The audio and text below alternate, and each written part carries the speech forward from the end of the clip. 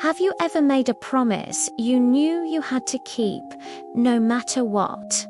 A promise that felt heavier than any stone, yet lighter than any feather.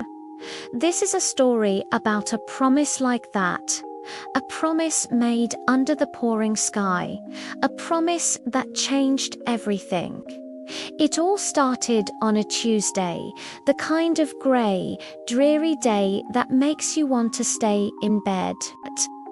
I was just a kid, maybe 10 years old, and my world revolved around my grandfather. He wasn't just my grandpa. He was my hero, my confidant, my partner in crime. He had a workshop in his backyard, a magical place filled with the scent of sawdust and old books.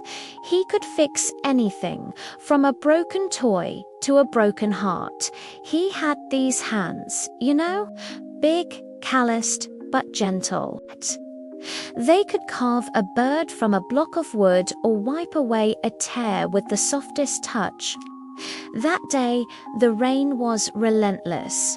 It drummed against the window panes of the workshop, a constant rhythmic beat. I was sitting on a stool, watching him work on a small, intricate wooden box. He was humming an old tune, his brow furrowed in concentration. The box was for me.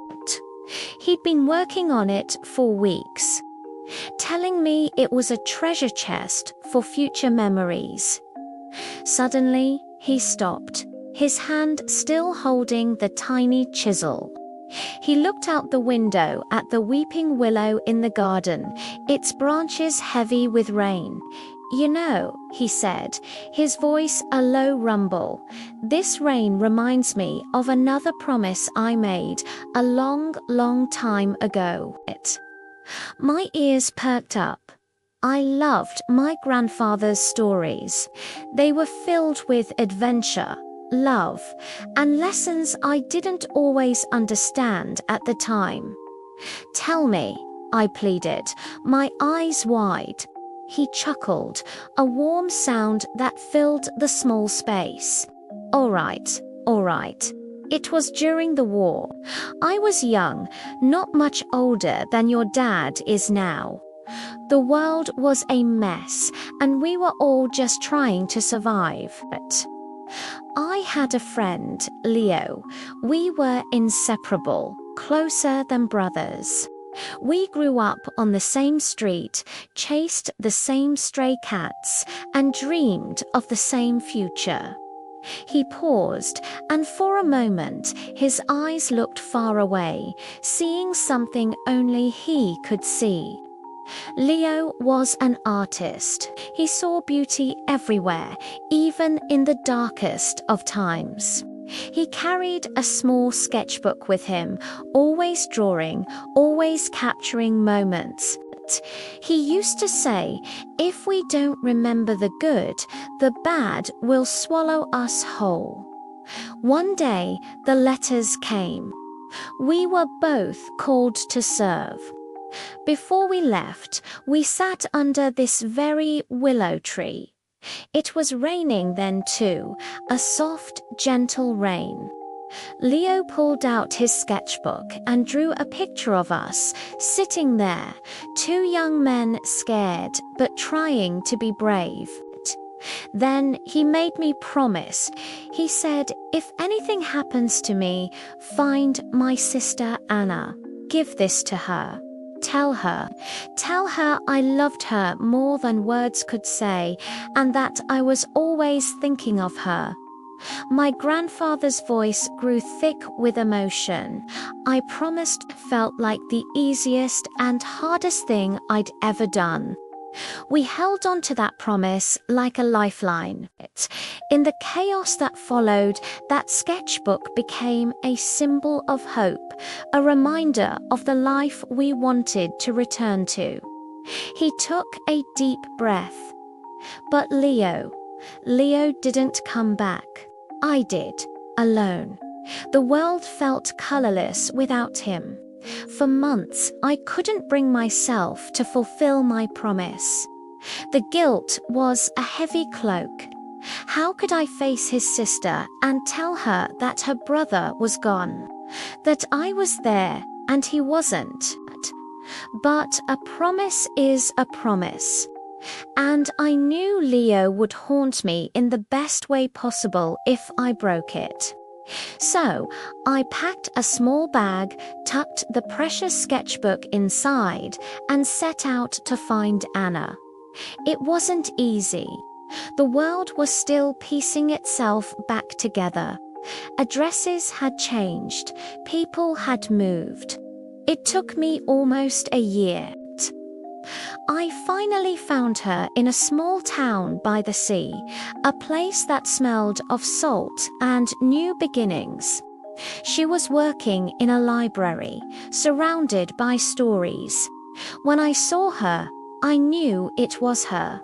She had Leo's eyes, full of kindness and a hint of sadness. I was so nervous, my hands were shaking. I walked up to her, my heart pounding in my chest, and I just said, "I'm a friend of Leo's." Her face lit up, then fell. She knew. Before she could ask, I handed her the sketchbook. We sat on a bench overlooking the ocean, and page by page, we looked through Leo's life, his drawings of home, of his dreams, of her. The last drawing was the one of us, under the willow tree. On the bottom, he had written, "A promise in the rain." She cried, and I cried with her. But they weren't just tears of sadness, they were tears of gratitude, of remembrance. In that moment, by sharing his memory, we brought a piece of him back to life. Fulfilling that promise didn't erase the pain, but it transformed it. It became a bridge, connecting me to Leo and me to her. He turned back to me, his eyes clear now. He picked up the wooden box again. "And Anna?" I asked, my voice barely a whisper. He smiled, a genuine, heartwarming smile. "Well, that's a story for another rainy day. But let's just say some promises lead you to places you never expected. Anna, she became your grandmother." I was stunned. I looked from my grandfather to the box, and then out at the rain. The world suddenly felt bigger, more connected, woven together by threads of promises and love. My grandmother, the woman who baked the best cookies and told the most fantastic bedtime stories, was part of this epic tale. He finished the final carving on the box and handed it to me. It was beautiful, with a small willow tree etched on the lid. "Now," he said, "this is for your treasures. But remember, the most precious things we hold aren't things at all. They're the promises we keep and the love we share. They are the memories that weather any storm." He was right. I still have that box.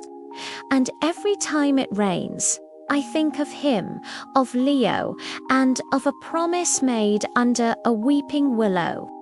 It reminds me that our lives are a collection of stories, and the best ones are about the promises we have the courage to keep.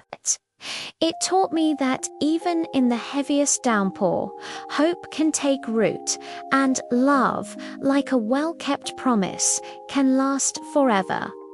Thank you for listening to my story today. If it resonated with you, I'd love it if you'd subscribe and join our community. There are always more stories to share. See you next time.